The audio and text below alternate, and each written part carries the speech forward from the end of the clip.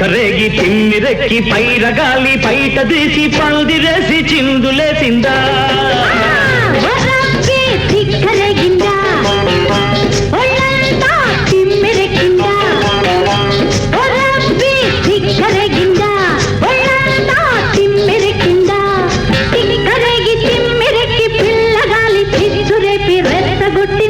కొత్త పిచ్చి పట్టిందా